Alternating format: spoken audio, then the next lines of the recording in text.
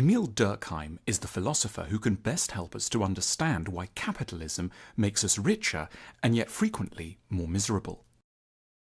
He was born in 1858 in the little French town of Epinal near the German border. Before he was 40, Durkheim was appointed to a powerful and prestigious position as a professor at the Sorbonne in Paris. Durkheim lived through the immense rapid transformation of France from a largely traditional agricultural society to an urban industrial economy. He could see that his country was getting richer, that capitalism was extraordinarily productive, and in certain ways that it was also liberating. But what particularly struck him and became the focus of his entire scholarly career was that the economic system was doing something very peculiar to people's minds. It was, quite literally, driving them to suicide in ever-increasing numbers. This was the immense insight unveiled in Durkheim's most important work, Suicide, published in 1897.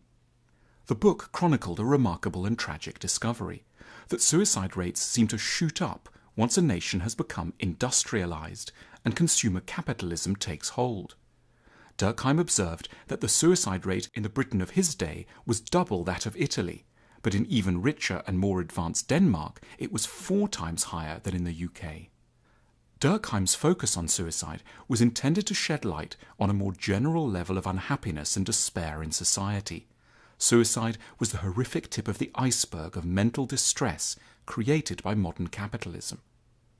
Across his career, Durkheim tried to explain why people had become so unhappy in modern societies, and he isolated 5 crucial factors.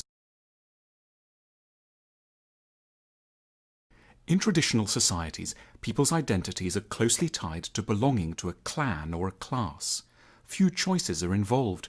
A person might be a baker, a Lutheran, or married to their second cousin without ever having made any self-conscious decisions for themselves. They can just step into a place created for them by their family and the existing fabric of society.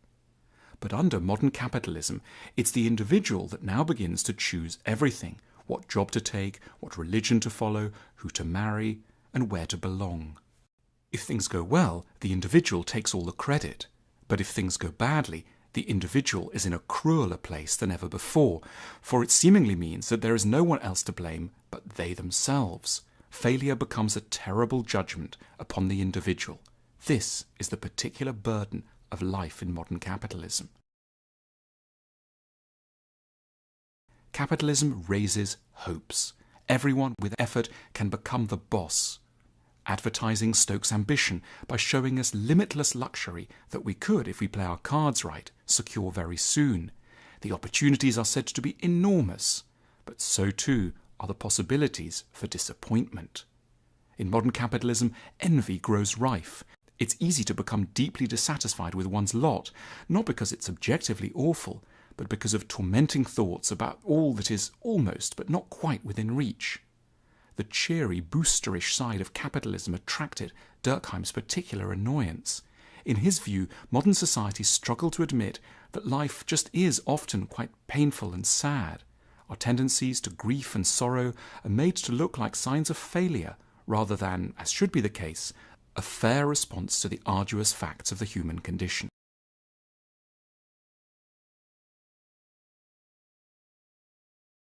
One of the complaints against traditional societies, strongly voiced in Romantic literature, is that people need more freedom. Rebellious types used to complain that there were far too many social norms telling you what to wear, what you're supposed to do on Sunday afternoons, what parts of an arm it's respectable for a woman to reveal. Capitalism, following the earlier efforts of Romantic rebels, has relentlessly undermined social norms. Countries have become more complex, more anonymous, and more diverse. People don't have so much in common with one another anymore. The collective answers to even very important questions like who you should marry or how you should bring up your children have become weaker and less specific. There's a lot of reliance on the phrase, whatever works for you, which sounds friendly, but it also means that society doesn't much care what you do and doesn't feel confident it has good answers to the big questions of your life.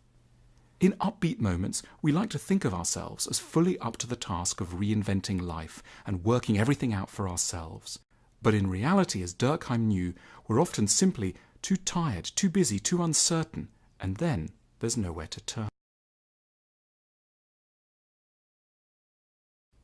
Durkheim was himself an atheist, but he worried that religion had become implausible just as its best sides, its communal side, would have been most useful to repair the fraying social fabric. Despite its factual errors and its fantastical dimensions, Durkheim appreciated religion. He knew that the sense of community and consolation that religion offer are highly important to people. Capitalism has, as yet, offered nothing to replace this with.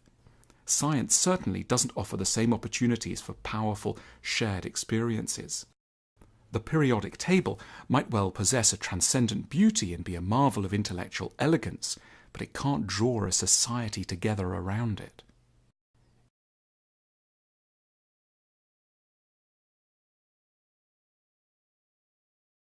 In the 19th century, it had looked at certain moments as if the idea of the nation might grow so powerful and intense that it could take up the sense of belonging and shared devotion that had once been supplied by religion. Admittedly, there were some heroic moments, but they generally didn't work out very well.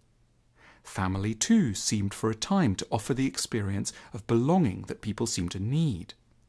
But today, although we do indeed invest hugely in our families, they're not as stable as we might hope.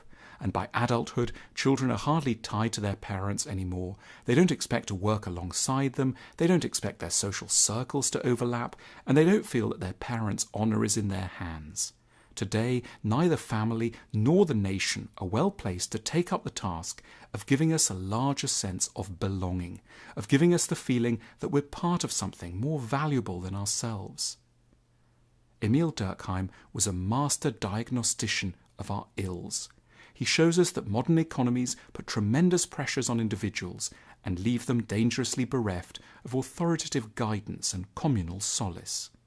We are all Durkheim's heirs and still have ahead of us the task that he grappled with, how we can create new ways of belonging, how we can take some of the pressure off individuals and find a more correct balance between freedom and solidarity, and how to generate ideologies that will allow us not to be so tough on ourselves for our failures and our setbacks.